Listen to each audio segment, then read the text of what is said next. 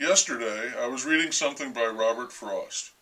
It was not a poem, it was an essay, one that is quite well known, and is often included as a preface in collections of his poetry, so that readers might pick up some idea of what they might be getting into. The essay is entitled "The Figure a Poem Makes." Frost insists several times that the figure is the same as the one for love. And now I'm thinking about a few things along with that essay. I'm wondering who writes poetry today, as well as who reads it. The last American poet that I'm aware of is Billy Collins, who writes very witty, accessible verse. But I'm wondering if anyone is seriously writing poetry now as a career, that is, they would consider themselves to be first and foremost a poet, even if, like Wallace Stevens, they were an insurance executive. And is anyone reading poetry on a regular basis? It doesn't seem possible with all of the existing alternatives available, but maybe an audience, holdouts, still exists. Frost was read and known as a poet in his lifetime. He read at John Kennedy's inauguration. A certain few of his poems became almost famous, like Stopping by the Woods on a Snowy Evening, Mending Wall, and Birches, some others. His essay, The Figure a Poem Makes, is a characteristically cranky bit of prose. He says that a poem begins in delight and ends in wisdom.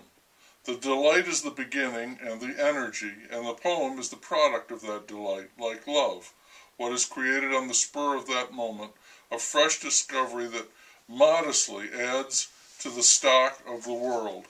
A momentary stay against confusion, he calls it, and so can be seen as a kind of wisdom. The poem proceeds, he says, like a cake of ice on a griddle, riding on its own melting, a natural metaphor quite characteristic of the poet, Frost.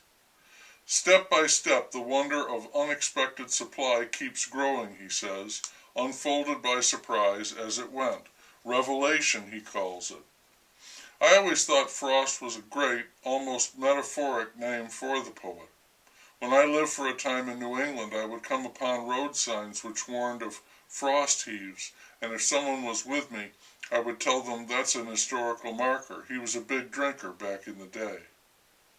Also in the essay, he wrote that he had a wish for his country, and it was that its people would exemplify originality and initiative. I call that high hopes, or great expectations.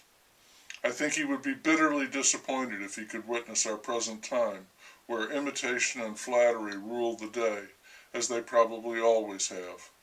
It is not a bad thing, I think, to have high hopes, to set out a lofty mark. It's what's called an aspiration, and poets naturally aspire.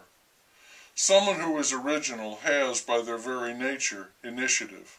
And someone who has initiative, get up and go, that little fire that burns within, God love them, they will always be original. They can't help it. They can be no other way. What is original will have to endure on its own merits, at least for a time. They will be isolated and unrecognized. The only respect they will get will come from those who have an eye for the peculiar. The ordinary and common, the run-of-the-mill, have the run of the day. The odd, the strange, the unexpected, the unaccepted will be avoided by most.